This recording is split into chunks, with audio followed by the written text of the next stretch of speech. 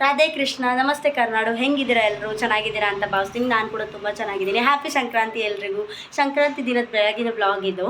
ಸಂಕ್ರಾಂತಿ ನಾವು ಏನಕ್ಕೆ ಆಚರಿಸ್ಬೇಕು, ಸಂಕ್ರಾಂತಿ ಹಿಂದಿನ ಮಹತ್ವ ಏನು, ಸೈಂಟಿಫಿಕ್ ಆಗಿರ್ಬೋದು ಅಥವಾ ಪೌರಾಣಿಕ ಆಗಿರ್ಬೋದು, ಎಲ್ಲನೂ ನಾನು ಈ ಬ್ಲಾಗಲ್ಲಿ ತಿಳಿಸ್ಕೊಡ್ತೀನಿ. ತಪ್ಪದೆ ಎಂಡ್ವರೆಗೂ ನೋಡಿ. ಸುಮಾರು ವಿಷಯಗಳನ್ನ ನಾನು ನಿಮ್ಮ ಹತ್ರ ಹೇಳ್ತೀನಿ. ಹಾಗೆ ಇವತ್ತಿನ ಪೂಜೆ ಆಗಿರ್ಬೋದು ಅಥವಾ ನಾನು ನಿಮ್ಮ ಜೊತೆ ಶೇರ್ ಮಾಡ್ಕೊತಾ ಇರ್ತೀನಿ. ದಯವಿಟ್ಟು ಎಂಡ್ ತನಕ ನೋಡಿ. ಈಗ ನನ್ನ ಪೂಜೆ ಆಗಿದೆ ನೋಡಿ, ಪೂಜೆ ಎಲ್ಲ ಮಾಡಿದ್ದೀನಿ. ಇದು ಕಪ್ಪೆಳ್ಳು. ಸಂಕ್ರಾಂತಿ ಹಬ್ಬದ ದಿನ ಕಪ್ಪೆಳ್ಳನ್ನು ದೇವಸ್ಥಾನಕ್ಕೆ ಒಂದೆಷ್ಟಾಗುತ್ತೋ ನಿಮ್ಮ ಕೈಲಿ ಅಷ್ಟು ದಾನ ಮಾಡಿದ್ರೆ ನಿಮ್ಗೆ ತುಂಬ ಒಳ್ಳೆಯದಾಗುತ್ತೆ. ಪೂಜೆ ಎಲ್ಲ ಆಗಿದೆ. ಈಗ ನಾನು ನಮ್ಮಮ್ಮನ ಮನೆಗೆ ಹೋಗ್ತಾ ಇದ್ದೀನಿ. ಅಲ್ಲೋದ್ಮೇಲೆ ನಮ್ಮಮ್ಮ ಏನು ಮಾಡ್ತಾಯಿದ್ದಾರೆ ಅಂತ ನೋಡಬೇಕು. ನಾನು ಮನೇಲಿ ಪೊಂಗಲ್ ಮಾಡಿದ್ದೀನಿ, ನಮ್ಮಮ್ಮ ಬಾತ್ ಮಾಡಿದ್ದೀನಿ. ಇಲ್ಲೇ ಬಾ ನಾಷ್ಟಕ್ಕೆ ಅಂತ ಕರೆದ್ರು, ಅದಕ್ಕೆ ಹೋಗ್ತಾ ಇದ್ದೀನಿ. ನೋಡೋಣ ನಮ್ಮಮ್ಮ ಏನು ಮಾಡ್ತಿದ್ದಾರೆ ಅಂತ. ಸೊ ನಮ್ಮಮ್ಮನ ಮನೆಗೆ ಹೋಗ್ಬಿಟ್ಟು ಬಂದೆ ಈಗ ನಾನು. ಆವಾಗಲೇ ನಿಮ್ಗೆ ಹೇಳಿದೆ ಸಂಕ್ರಾಂತಿ ಹಬ್ಬದ ಫುಲ್ ಡೀಟೇಲ್ಸ್ ಕೊಡ್ತೀನಿ, ಯಾಕೆ ಆಚರಿಸ್ತಾರೆ, ಹೇಗೆ ಆಚರಿಸ್ತಾರೆ, ಫುಲ್ ಡೀಟೇಲ್ಸ್ ಕೊಡ್ತೀನಿ ಅಂತ. ಸಂಕ್ರಾಂತಿ ಹಬ್ಬನ ಬರೀ ಕರ್ನಾಟಕದಲ್ಲಿ ಮಾತ್ರ ಆಚರಿಸೋದಿಲ್ಲ. ಸಂಕ್ರಾಂತಿ ಹಬ್ಬನ ಫುಲ್ ಇಂಡಿಯಾದೇ ಆಚರಿಸುತ್ತೆ, ಬೇರೆ ಬೇರೆ ಹೆಸರಲ್ಲಿ. ನಾವು ಸಂಕ್ರಾಂತಿ ಅಂತ ಕರಿತೀವಿ, ತಮಿಳ್ನಾಡಲ್ಲಿ ಪೊಂಗಲ್ ಅಂತ ಕರೀತಾರೆ, ಉತ್ತರ ಪ್ರದೇಶಲ್ಲಿ ಉತ್ತರಾಯಣ ಅಂತ ಕರೀತಾರೆ, ಹಾಗೆ ಗುಜರಾತಲ್ಲಿ ಉತ್ತರಾಯಣ ಅಂತಲೇ ಕರೀತಾರೆ, ಹಾಗೆ ಪಂಜಾಬ್ಗೆ ಹೋದರೆ ಲೋಧಿ ಅಂತ ಕರೀತಾರೆ, ಆಮೇಲೆ ಕಾಶ್ಮೀರ್ಗೆ ಹೋದರೆ ಮಕರ ಸಂಕ್ರಾಂತಿ ಅಂತ ಕರೀತಾರೆ. ಹೀಗೆ ಬೇರೆ ಬೇರೆ ಹೆಸರಲ್ಲಿ ನಮಗೆ ಸಂಕ್ರಾಂತಿನ ಆಚರಿಸೋವಂಥದ್ದಿದೆ. ಆದರೆ ಒಂದು ಸಂಕ್ರಾಂತಿ ಆಚರಿಸೋದು ಮುಖ್ಯ ಕಾರಣ ಏನು ಅಂದರೆ, ಈಗ ಸುಗ್ಗಿ ಕಾಲ ಅಂತ ರೈತರು ಬೆಳೆನ ನೆಟ್ಟು ಆ ಬೆಳೆನ ಮಗು ಥರ ಪೋಷಿಸ್ಕೊಂಡು ಅದನ್ನು ಬೆಳೆಯೋದು ದೊಡ್ಡದಾಗೋದಕ್ಕೆ ಕಾಯ್ತಾ ಇರ್ತಾರೆ. ಆ ಬೆಳೆದು ಕೈಗೆ ಬರೋವಂತಹ ಫಸಲೇ ಈ ಸುಗ್ಗಿ ಅಂತ ಹೇಳ್ತಾರೆ. ಅದೇ ಈ ಉತ್ತರಾಯಣದ ಕಾಲ. ಇದಕ್ಕೆ ಪೌರಾಣಿಕ ಕಾರಣವೂ ಇದೆ, ಜೊತೆಗೆ ಸೈಂಟಿಫಿಕ್ ರೀಸನ್ ಕೂಡ ಇದೆ.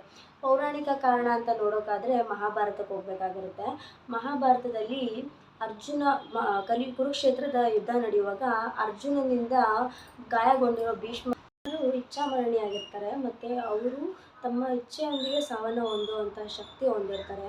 ಅರ್ಜುನನಿಂದ ಗಾಯಗೊಂಡಿರೋ ಭೀಷ್ಮರು ಉತ್ತರಾಯಣ ದಿನಕ್ಕೋಸ್ಕರನೇ ತಮ್ಮ ಜೀವ ಬಿಡೋದಕ್ಕೆ ಕಾಯ್ತಾ ಇರ್ತಾರೆ. ಹಾಗೆ ಉತ್ತರಾಯಣ ದಿನ ಬಂದಾಗ ಅವರು ತಮ್ಮ ಜೀವನ ತ್ಯಜಿಸ್ತಾರೆ. ಇನ್ನೊಂದು ಮಹಾಕಥೆ ಏನು ಅಂದರೆ ಭಗೀರಥನ ಕಥೆ. ಭಗೀರಥ ತಮ್ಮ ಪೂರ್ವಜರ ಆತ್ಮಕ್ಕೆ ಶಾಂತಿ ಕೊಡೋದಕ್ಕೆ ತಪಸ್ಸನ್ನ ಮಾಡ್ತಾನೆ ಶಿವನ ಕುರಿತು. ಆಗ ಶಿವ ಅವನ ತಪಸ್ಸಿಗೆ ಮೆಚ್ಚಿಕೊಂಡು ವರ ಕೇಳಿದಾಗ ಭಗೀರಥ ಗಂಗೆನ ಭೂಮಿಗೆ ಕಳಿಸು ಅಂತ ಹೇಳ್ತಾನೆ. ಆಗ ಶಿವ ಗಂಗೆನ ಭೂಮಿಗೆ ಕಳಿಸಿದಂಥ ದಿನ ಈ ಉತ್ತರಾಯಣ ದಿನ. ಇನ್ನೊಂದು ಕಾರಣ ಏನು ಅಂದರೆ, ಇವತ್ತು ಸೂರ್ಯ ಮಕರ ರಾಶಿಗೆ ಬರುವಂತಹ ದಿನ. ಈ ದಿನ ಶಿವ ವಿಷ್ಣುವಿಗೆ ಆತ್ಮಜ್ಞಾನದ ಬೋಧನೆಯನ್ನು ಮಾಡ್ತಾನೆ. ಈ ಆತ್ಮಜ್ಞಾನದ ಬೋಧನೆ ಮಾಡಿದ ದಿನ ಸಂಕ್ರಾಂತಿ ದಿನ. ಅದಕ್ಕೆ ಇವತ್ತು ಜ್ಞಾನದ ದಿನ ಅಂತಲೂ ಕರೀತಾರೆ.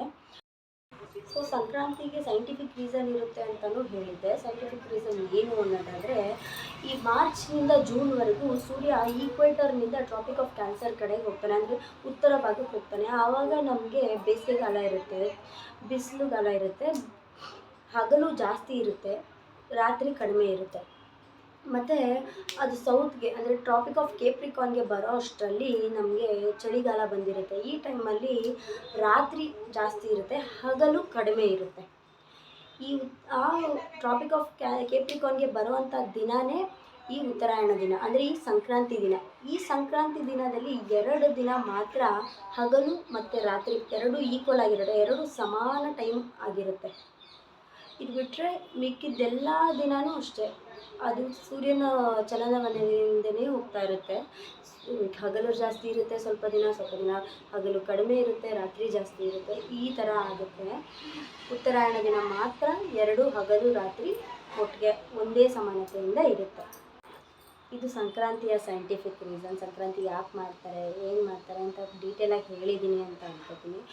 ಕೆಲವು ಏನೇ ಅಂದ್ರೂ ನಮ್ಮ ಭಾರತದಲ್ಲಿ ಎಲ್ಲ ಆಚರಣೆಗೂ ಒಂದೊಂದು ಅರ್ಥ ಅಂತ ಇರುತ್ತೆ, ಒಂದೊಂದು ಮೀನಿಂಗ್, ಒಂದೊಂದು ಕಾರಣ ಅಂತ ಇರುತ್ತೆ. ಆ ಕಾರಣ ನಮಗೆ ಗೊತ್ತಿರೋದಿಲ್ಲ.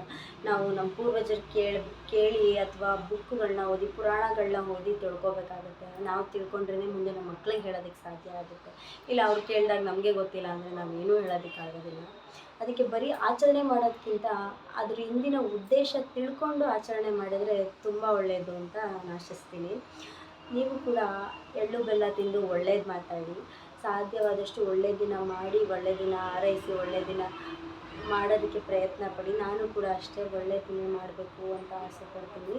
ಎಲ್ಲರಿಗೂ ಸಂಕ್ರಾಂತಿ ಹಬ್ಬದ ಶುಭಾಶಯಗಳು. ಈ ಬ್ಲಾಗ್ ನಿಮ್ಗೆ ಇಷ್ಟ ಆದರೆ ಸಪೋರ್ಟ್ ಮಾಡಿ. Thank you.